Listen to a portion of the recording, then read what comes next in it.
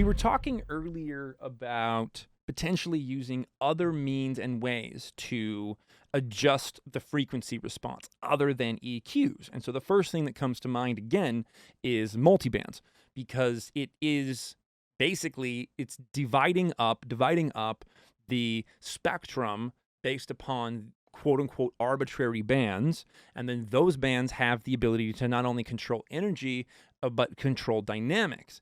And by doing both of those things, we can change, which is what we're talking about here. When we're talking about frequency response, we're not just talking about, brightness or like bass or treble or any of these things, like the commonalities that we all know when it comes to EQs and frequency responses. Like who has not in their entire life reached over to some car stereo and turned up the bass, right? Or reached over and turned down the treble or turned up the treble or adjusted the mids. Like that's a very common experience, a graphic EQ at home, that you kind of push the faders around on and get that upper V kind of shape that makes the music sound a little bit more appealing. Like we've all kind of gotten into that.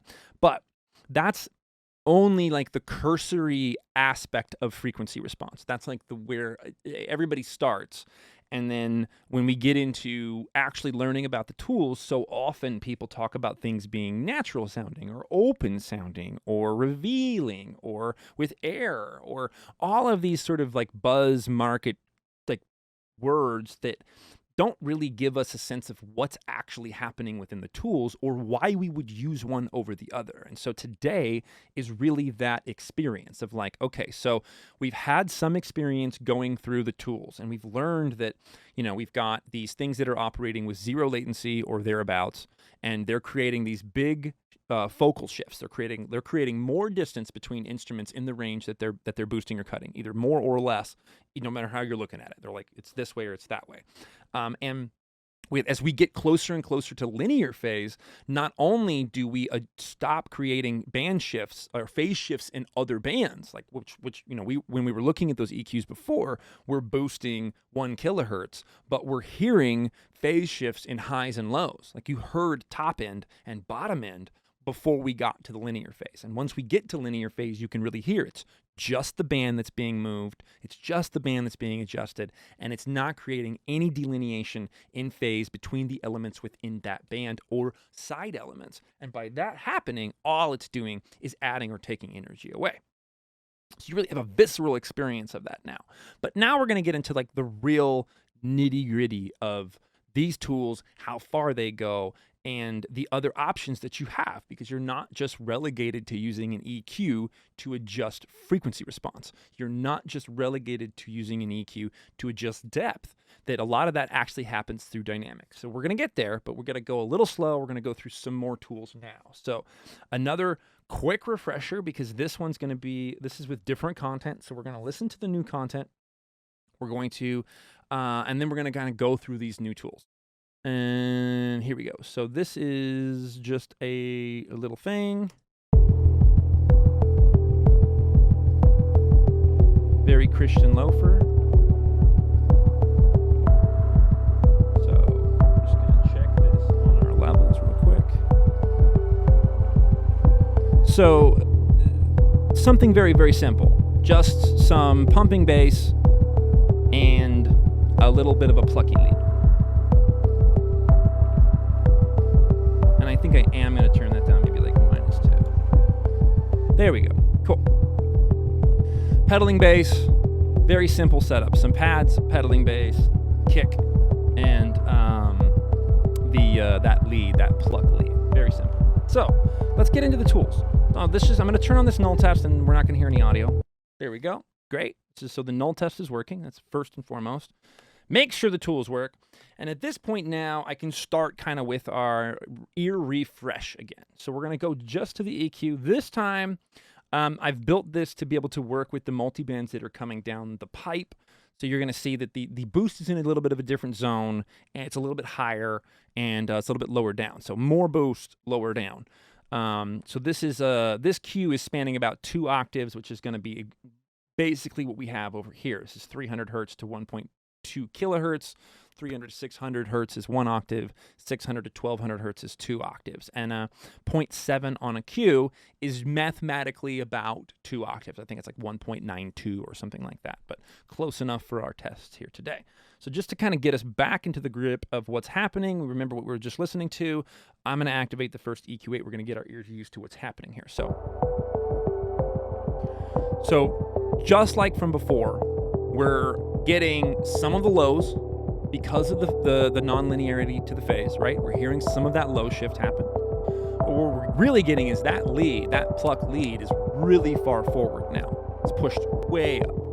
And we can check that versus what we have here, which is our fab filter in a natural phase. And actually, I'm going to switch these back. This is not ready.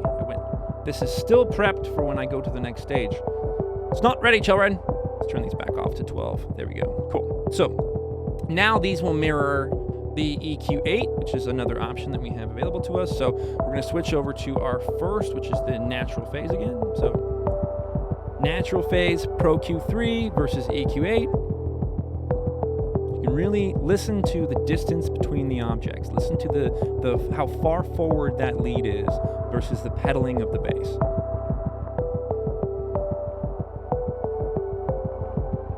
It's a little more open in the Q3. A little more narrow in the EQ8. A little more open in that Q3, right? Now we're going to go to the linear phase. And you hear that same shift again, right? No more are we having any of the highs and the lows. All we're getting is an energy shift. But the distance between that lead and the is, they're right on top of each other. It's very flat.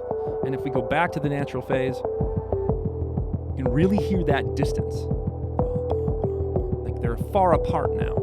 And if we pull back to the EQ8, you're really going to hear how open the Pro-Q3 is, how natural that's sounding compared to the EQ8. More narrow, more of a shift in that lead.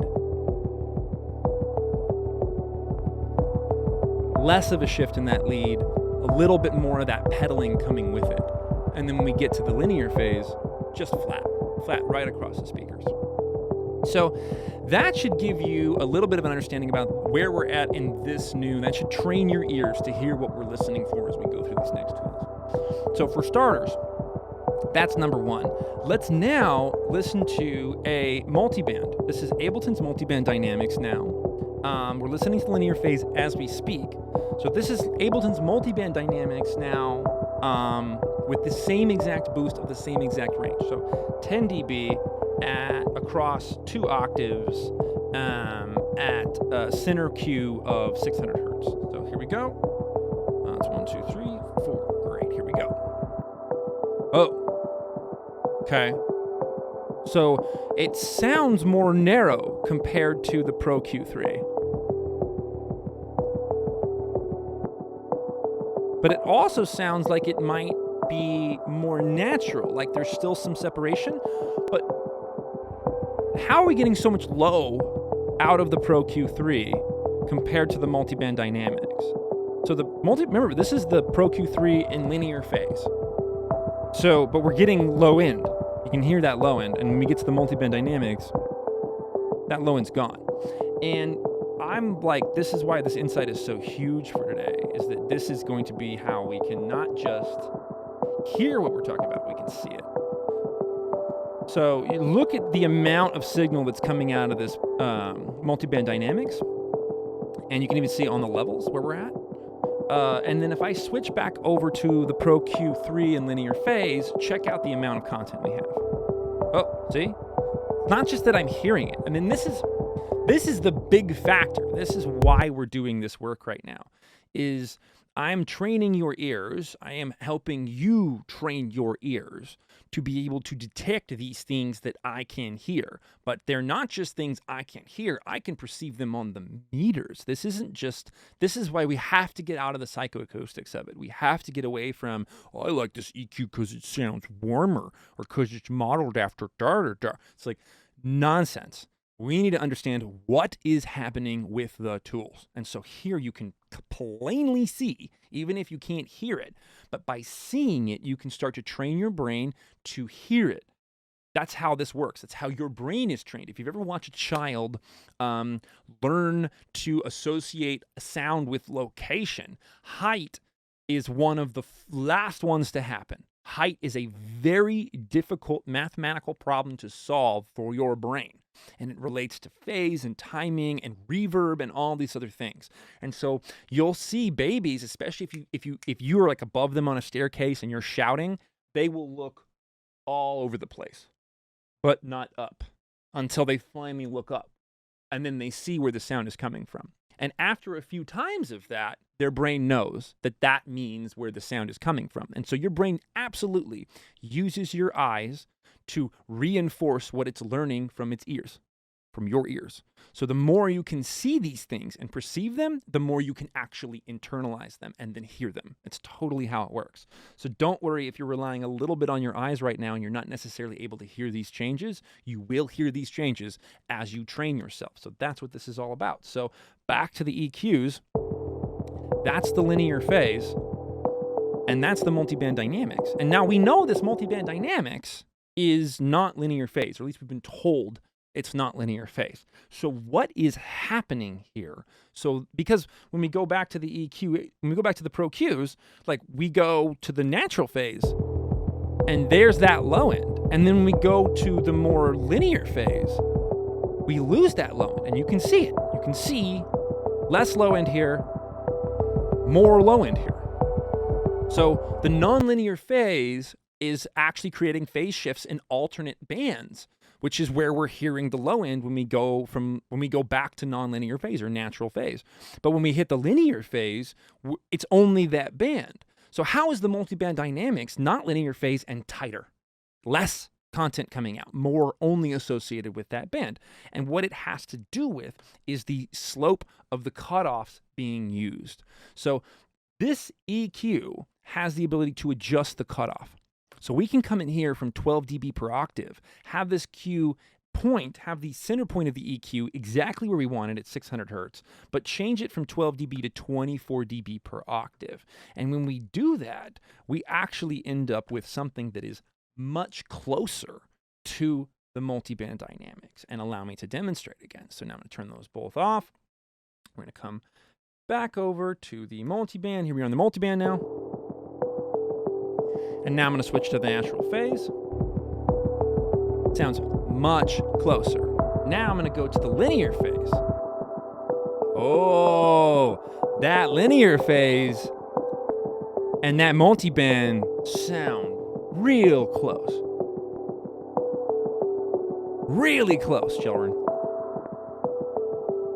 If anything, the multiband dynamics sounds a little more natural than the linear phase. I can still hear in that pedaling more space between the lead and the pedaling than I can in this one. In fact, if you listen to the pad, listen to how much the pad and the lead are connected in the linear phase. It's like, they're right on top of each other. There's no space. But when we go to the multiband, more space.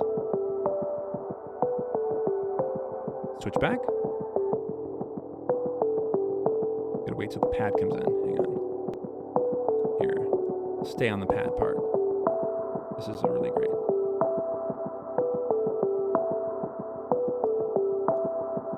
There we go. Cool. So we're going to stay on that one. Switch to the multiband. Do you hear the space? Listen to the pad. More up front, more connected to that lead, more flat, more space, more distance. So the multiband dynamics has a phase, it has to have a level of phase coherency so that it's not destroying your sound as it's breaking it up into these arbitrary bands. So the maths on the cutoffs are actually quite good. And the cutoffs themselves, as we've proven through our null test, are actually quite steep. And at the same time, what it's doing when we do these extreme boosts, 10 dB or so, is that we're getting a focal shift. We're getting that, but we're also having that distance between the objects be retained or potentially even be accentuated due to the subtle phase shifts that are happening.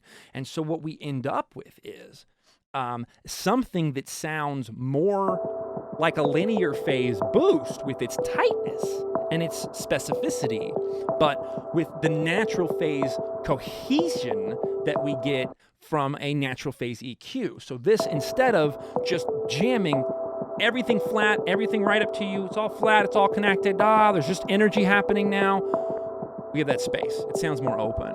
But it's also creating those energy shifts. It's actually kind of like the middle road between the natural phase EQ and the linear phase EQ. Cool? Let's go to the chat and answer any questions we have before we move forward. Boom.